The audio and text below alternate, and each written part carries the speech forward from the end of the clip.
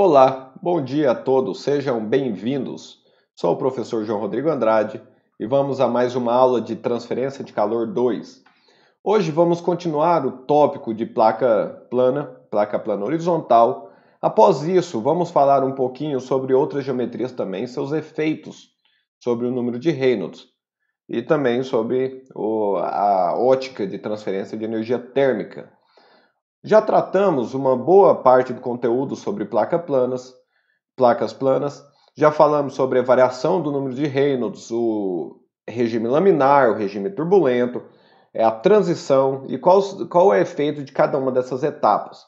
Vamos falar agora, inicialmente, sobre escoamento sobre uma placa plana isotérmica, ou seja, a temperatura é a mesma, é constante, com comprimento inicial não aquecido. O que quer dizer um comprimento inicial não aquecido? Vamos imaginar que temos uma placa. Nesta placa, o escoamento ele inicia a formação da camada limite e após o início da formação da camada limite fluidodinâmica, temos uma variação de temperatura na placa e inicia-se o processo de camada limite térmica. Ou seja, primeiramente foi iniciado a camada limite de velocidade e depois a camada limite térmica. Isso tem o nome de comprimento inicial não aquecido e também pode ser analisado. Como, por exemplo, na figura que vemos aqui, temos um determinado escoamento, uma velocidade e uma temperatura, uma placa plana e o início da formação de uma camada limite de velocidade. No início desta formação, a temperatura da superfície é exatamente igual à temperatura infinita, ou seja, não há uma troca térmica, não tem diferença de temperatura, não tem troca térmica. E após isso, inicia-se o processo de camada limite térmica, onde a temperatura da superfície torna-se diferente da temperatura T infinito, que é a temperatura do ar. Então, naquela posição, inicia-se uma troca de energia térmica, o calor é gerado ali. Então, a camada limite deve ser considerada, devemos ter ferramentas suficientes para sabermos qual é a taxa de transferência de energia térmica, qual é o H de um escoamento deste tipo. Então, temos aqui uma região sem transferência de energia térmica e uma região com transferência de energia térmica. E neste caso, a consideração que fazemos aqui é o seguinte: a temperatura da superfície após o início da camada limite térmica é constante, então temos TS constante. Voltamos à equação fundamental aqui da transferência de energia térmica por convecção, lei de resfriamento de Newton, que é igual a H médio multiplicado por área multiplicado por uma diferença de temperatura. E a área que tratamos aqui é a área cuja temperatura da superfície é diferente da temperatura do ar, correto? No restante da área dessa placa não tem transferência de calor, então não entra nessa correlação, correto? Então vamos direto para a correlação para encontrarmos o Nusselt. O Nusselt em X, correto? Onde X é a posição iniciando na extremidade esquerda dessa placa plana, é igual ao Nusselt em X, considerando o Xi. O que é o Xi? Xi é esta distância, a distância não aquecida, podemos chamar, a distância que não há troca térmica. Então, é o Nusselt cujo Xi é igual a zero, ou seja, é o Nusselt considerando que a camada limite não é inicialmente aquecida, é uma camada limite normal, onde a camada limite de temperatura e camada limite de velocidade iniciam-se juntamente, correto? Na mesma posição. Dividido por 1 menos Xi sobre X elevado a 3/4 e tudo isso elevado a 1/3. Então esta é a correlação. Após várias aferições, estudos experimentais chegaram nessa correlação. Por isso que nós a usamos de maneira direta, porque uma teoria, um cálculo numérico ou um cálculo teórico deste caso seria um pouco difícil para desenvolvermos nessa disciplina. Onde o Nusselt em X é igual a Hx vezes x sobre K, 0 igual a 0,332, Reynolds elevado a meio, Prandtl elevado a 1/3. Isso para o caso laminar, escoamento laminar. Então, utilizamos a mesma correlação que encontramos para o escoamento laminar. Ou seja, consideramos o número de Nusselt que conhecemos para escoamentos laminares, utilizamos esta mesma correlação e adaptamos a esta equação para considerarmos esse comprimento inicial não aquecido. Ah, professor, se o escoamento então for turbulento, se for turbulento, a única diferença que temos aqui é a correlação que usamos. Dessa vez, usamos a correlação para escoamentos turbulentos. Então, esta é a adaptação para considerarmos comprimentos iniciais não aquecidos. Um exemplo, não para escoamento externo, mas para escoamento interno, que pode ser considerado comprimento inicial não aquecido, é a tubulação de um trocador de calor. A tubulação de um trocador de calor é a mesma tubulação até o ponto que ela adentra no condensador, no evaporador, e à medida que ultrapassa essa fronteira, que inicia-se esse equipamento, há uma troca térmica. Ok, então este é o número de Nusselt local. E qual seria o número de Nusselt médio para uma placa plana, comprimento inicial não aquecido, e o comprimento total da placa plana é igual a L. Então o escoamento pode ser laminar ou turbulento. Logo, o Nusselt médio da placa inteira é igual ao Nusselt, sendo considerado Xi igual a zero, multiplicado por L sobre L menos Xi, multiplicado por toda esta relação. Onde, para escoamentos laminares, P igual a 2, e escoamentos turbulentos, P igual a 8, e os Nusselts médios para laminar ou turbulento é igual ao valor médio já anteriormente encontrados, 0,664 Reynolds elevado a meio, Prandtl elevado a 1/3, ou 0,037 Reynolds elevado a 4/500, Prandtl elevado a 1/3. Ok, vamos então a mais um tipo de situação para o escoamento sobre uma placa plana. Temos a questão do fluxo térmico constante. Até agora, nós analisamos a temperatura da superfície constante. Agora é o fluxo térmico constante, que também é uma situação bastante empregada. O número de Nusselt para escoamentos laminares para esse tipo de restrição é igual a 0,453 Reynolds elevado a meio, Prandtl elevado a 1/3, considerando o número de Prandtl maior ou igual a 0,6. Quando o escoamento é turbulento, o Nusselt local, estamos falando do Nusselt local, cai para 0,0308 Reynolds elevado a 4/500, Prandtl elevado a 1/3. E o número de Prandtl variando entre 0,6 e 60. Para tratarmos este escoamento como escoamento a temperatura da superfície constante, porque tudo o que desenvolvemos até o momento foi para esta hipótese, podemos fazer o seguinte: a temperatura da superfície é igual a temperatura infinito, T infinito, mais QS, duas linhas, que é o fluxo de calor local, sobre Hx. Então, derivamos desta equação uma temperatura superficial média. Fazemos da seguinte forma: a diferença de temperatura superficial média é igual a 1 sobre L integral dessa diferença de temperatura em dx. Com isso, chegamos que a diferença média de temperatura é igual ao Q, uma vez que esse Q é constante, multiplicado por L, é o tamanho da placa, dividido por K, multiplicado por Nusselt médio.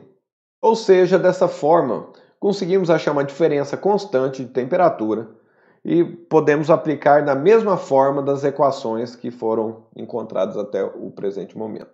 E se considerarmos fluxo térmico constante, comprimento inicial não aquecido, bem, simples, vamos adaptar as correlações. Utilizamos as correlações para comprimento inicial não aquecido, escoamento laminar e escoamento turbulento, e a correlação que utilizamos para o número de Nusselt, considerando Psi igual a zero, são as correlações que já encontramos anteriormente. Vamos agora falar sobre cilindros em escoamentos cruzados. Exemplos deste tipo de aplicação seriam bancos de cilindros, ou seja, vários cilindros próximos uns dos outros, e um escoamento externo passando por todos esses obstáculos, de tal forma que um caminho tortuoso é formado e o escoamento passa através dessas frestas. Ou então escoamento sobre somente um cilindro. Um exemplo aqui seria um processo de extrusão. No processo de extrusão, uma linha ou um cilindro, né, um cilindro um pouco mais com diâmetro maior, é formado a uma alta temperatura e este cilindro, este metal, ele é resfriado por um escoamento de ar. Esse escoamento de ar vai estar a uma determinada velocidade, uma determinada temperatura e vai escoar externamente numa direção ortogonal ao cilindro. Então temos aqui o escoamento de ar, um cilindro aquecido e uma troca térmica. E aqui teremos vários cilindros e um escoamento de ar externo a esses cilindros. Então vamos lá. Iniciando com um cilindro, é um cilindro bidimensional. O número de Reynolds considerado neste estudo é dado por ρ, V, multiplicado pelo diâmetro do cilindro dividido pela viscosidade. Normalmente, o número de Reynolds menor do que 2 vezes 10 à quinta, há uma separação de camada limite, e esta é laminar, e essa separação ocorre em aproximadamente θ igual a 80 graus. O que seria o θ? Θ é este ângulo aqui. Ou seja, quando θ tem um valor de 80 graus, ocorre essa separação. E o escoamento, ele é totalmente laminar, do começo ao fim laminar. Vou explicar melhor o que é esta separação e o porquê ela acontece. Quando o escoamento possui um número de Reynolds maior do que 2 vezes 10 à quinta, maior do que 200.000, ocorre a transição da camada limite e a separação ocorre em um ângulo maior. Agora o ângulo é retardado para 140 graus. E o que acontece à medida que esse número de Reynolds aumenta? Diferentes etapas ocorrem, diferentes etapas e padrões de escoamento. Para Reynolds muito baixo, o número de Reynolds, por exemplo, inferior a 5, a camada limite ela é formada e o escoamento ele fica o tempo todo aderido à parede. Então temos este primeiro exemplo aqui.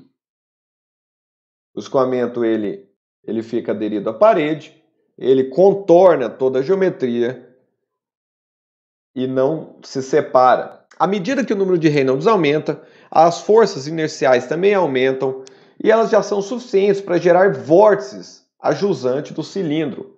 Então, temos aqui a presença de vórtices, onde nesta figura nós vemos linhas de corrente. O próximo passo é a geração de instabilidade, ou seja, vórtices são desprendidos deste cilindro e continuam sendo advectados pelo escoamento. Então, vários vórtices alternados numa determinada frequência, ainda de forma laminar, surgem. A quarta etapa desse escoamento envolve já uma determinada transição de regime. Temos que a camada limite desse escoamento ela é laminar e ocorre a separação da camada limite. O que é a separação da camada limite? É uma perda de contato, vou explicar mais adiante, mas é uma perda da camada limite e um descolamento. E esse descolamento ele já é turbulento. Então, nesse descolamento, nessa separação da camada limite, há uma transição de laminar para turbulento. Então, a camada limite laminar e essa esteira é o nome que damos a essa emissão de vórtices, ela é turbulenta. Então, temos aqui uma imagem. Após isso, a transição já ocorre antes da separação, ou seja, na própria camada limite, é uma transição entre laminar e turbulento. Aí, depois, somente, ocorre essa transição, essa separação, perdão. E, por fim, com alto número de Reynolds, essa característica de emissão de vórtices é retomada, só que com uma menor espessura do que quando era laminar, porque dessa vez tudo é turbulento, a camada limite, a transição ocorre muito próximo ao início, ao ponto de estagnação. Só para explicarmos melhor o que seria esse descolamento da camada limite, temos o seguinte comportamento. No momento do primeiro contato do escoamento com o cilindro, a pressão ali ela sobe, porque é um ponto de alta pressão, é um ponto chamado de estagnação. À medida que essa camada limite vai se desenvolvendo, essa pressão vai diminuindo e a velocidade vai aumentando, muito próximo do que vemos na equação de Bernoulli. Então, o escoamento ele se desenvolve, a camada limite aumenta a sua espessura, a pressão ela diminui e a velocidade ela média, né? A velocidade ela aumenta. Até chegar a certo ponto que essa pressão é mínima e a velocidade é máxima. A partir desse momento de pressão mínima, a pressão ela começa a subir novamente. Então ela chegou aqui no ponto, vamos chamar de ponto de pressão mínima. A partir daqui, a pressão ela começa a subir novamente. E agora a pressão, como ela está subindo, ela tem um gradiente positivo, ela faz uma força contra o escoamento. E essa força é sentida pelo campo de velocidade. De tal forma que agora vamos analisar essa figura aqui da direita. O campo de velocidade ele tem um determinado perfil. Este perfil ele continua. A partir do ponto que a pressão contrária é suficiente para parar essa velocidade, esse gradiente, esse perfil de velocidade, ele possui uma derivada nula na parede até o ponto que essa derivada se torna negativa e ocorre uma recirculação. Quando ocorreu essa recirculação, temos a presença de uma separação da camada limite. Então, de uma forma mais simplificada, enquanto du dx é maior do que zero, a velocidade está aumentando e o gradiente de pressão está diminuindo. Ou seja, o gradiente de pressão diminui, o gradiente ele é favorável ao escoamento. A partir do ponto que a pressão começa a aumentar novamente, o gradiente de pressão é adverso ao escoamento. E quando temos um seguinte ponto, onde a derivada da velocidade em y é igual a zero, ocorre o ponto de separação. Ali ocorre a separação da camada limite. Uma vez que falamos dessa variação da pressão e da velocidade ao longo da superfície do cilindro, vamos falar um pouquinho sobre a variação do número de Nusselt. O comportamento do número de Nusselt vai ser muito parecido com o que vimos na placa plana. Então, inicialmente, vamos aqui apresentar duas situações. Uma situação com um número de Reynolds menor do que 10 vezes 10 assim, a quinta, e outra com o número de Reynolds maior do que 2 vezes 10 a quinta, ou seja, um escoamento laminar e um escoamento turbulento. Iniciamos nossa análise no ponto de estagnação.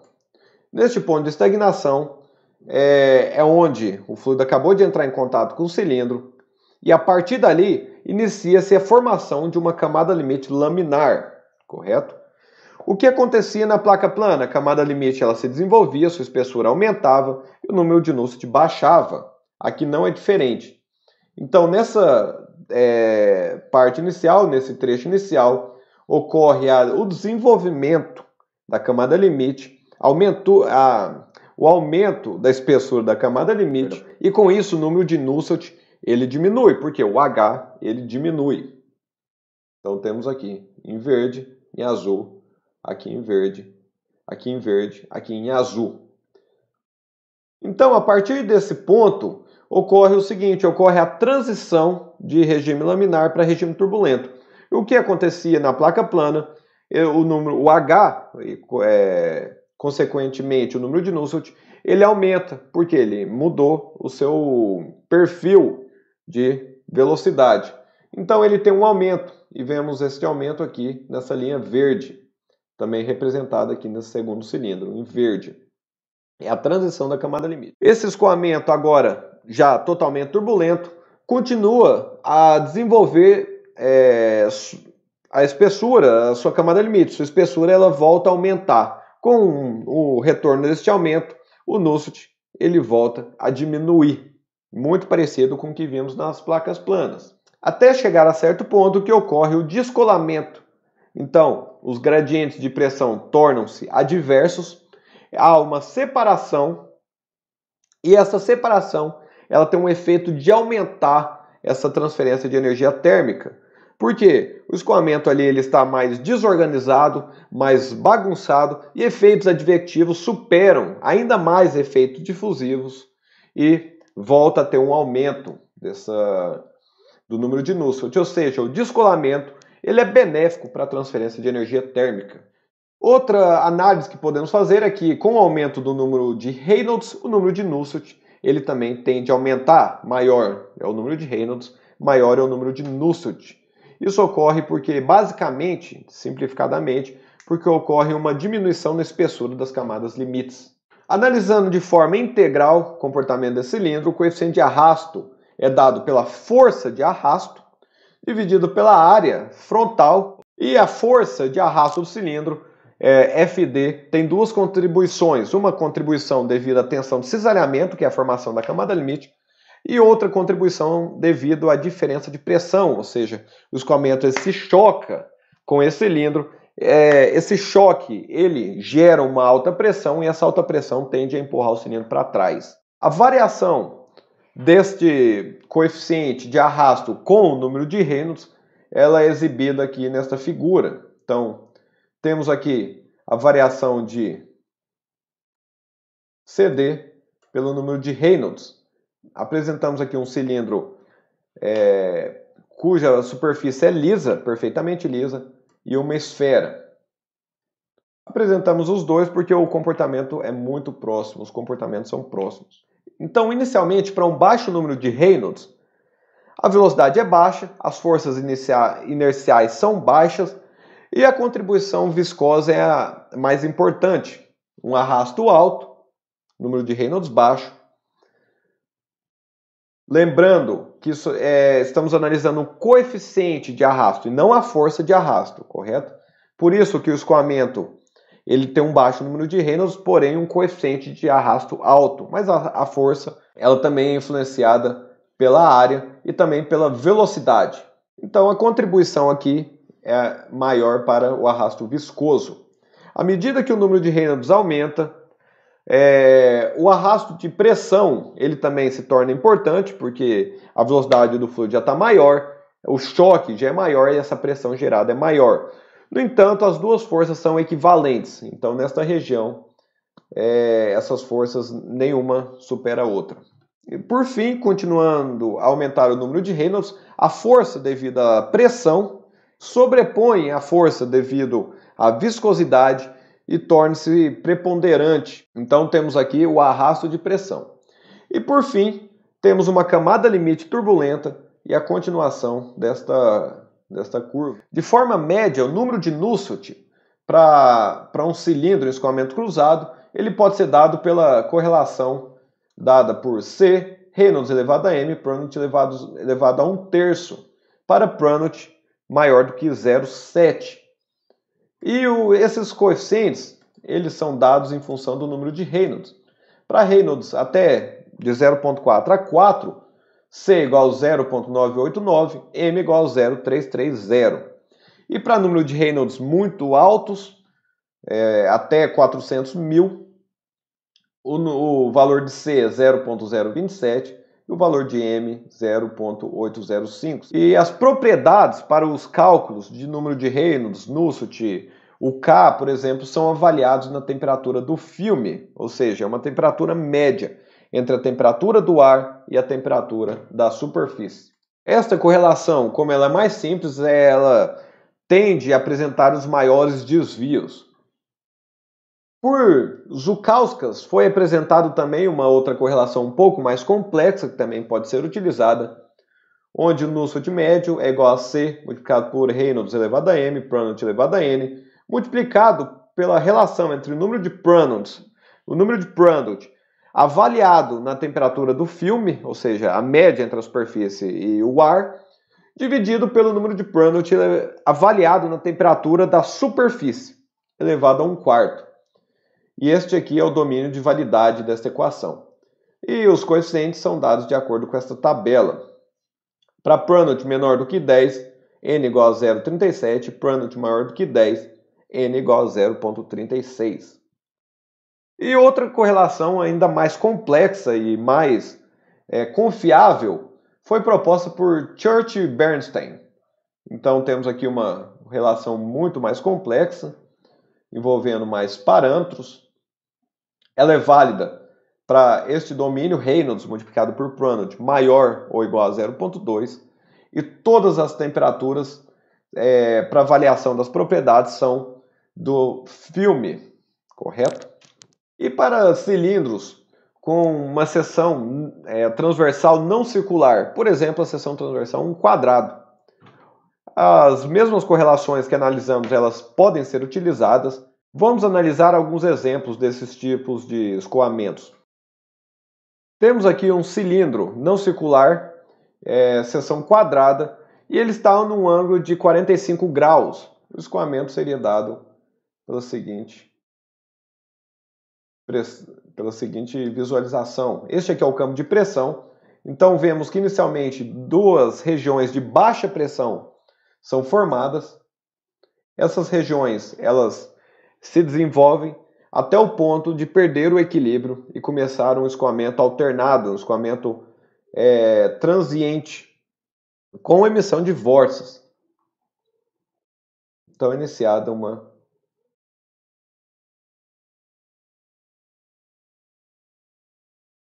Já para um escoamento turbulento, temos aqui um cilindro também de seção circular quadrada. Ele não está mais a 45 graus. Temos o escoamento vindo dessas duas figuras na direção X e vamos ver como ele se desenvolve. Então, inicialmente, ele apresenta uma bidimensionalidade. Podemos ver aqui essas isosuperfícies de velocidade, elas são simétricas ao longo da direção Z. E à medida que esse escoamento se desenvolve, ele se torna tridimensional e turbulento. Então vemos que há toda uma geração de vórtices a jusante desse escoamento. E ele se torna-se bastante complexo, ou seja, ele foi transicionado para escoamento turbulento. Para esses tipos de escoamentos, podemos utilizar as correlações advindas de cilindros circulares, modificando apenas alguns coeficientes, como por exemplo, agora o número de Reynolds, ele é calculado com esses comprimentos característicos indicados aqui. Então, um cilindro a 45 graus, o D é a direção entre dois vértices, é a distância entre dois vértices, quadrado mais a 0 graus, o D é apenas o lado, o comprimento de um lado, um hexaedro desta forma, uma placa plana vertical e diversos outros tipos de escoamentos de geometrias podem ser aplicadas. E essa tabelinha indica que para o número de Reynolds variando, por exemplo, de 510 a cubo até 10 elevado à quinta, o C e o M eles sofrem essas variações, então utilizamos essas variações. Nada muito complexo, muito parecido com o que vimos até agora. Para a esfera, o escoamento sobre uma esfera não é muito diferente. A diferença são as correlações que vamos utilizar. Então, para a esfera, nós vimos que efeitos semelhantes ocorrem, semelhantes ao cilindro. Por exemplo, a variação do coeficiente de arrasto com o aumento do número de Reynolds são muito parecidos. Para baixos números de Reynolds, o CD é dado por 24 sobre Reynolds, quando o número de Reynolds é menor do que 10 é 0,5. E à medida que ele aumenta, não há mais uma expressão tão simples, mas há uma correlação para a relação entre CD e número de Reynolds. Uma correlação proposta para o Whittaker é dada da seguinte equação. E este aqui é o domínio de validade dela. Todas as propriedades são avaliadas em T infinito, exceto μs, que é avaliada em Ts. Então, essa correlação já envolve avaliações a diferentes temperaturas. A forma de utilizar o significado do número de Nusselt médio é o mesmo do que já explicamos até o momento. Uma esfera, por exemplo, em queda livre, a correlação poderia ser dada por esta aqui, 2 mais 0,6 Reynolds elevado a meio, Prandtl elevado a 1/3. E foi encontrado por Hans e Marshall.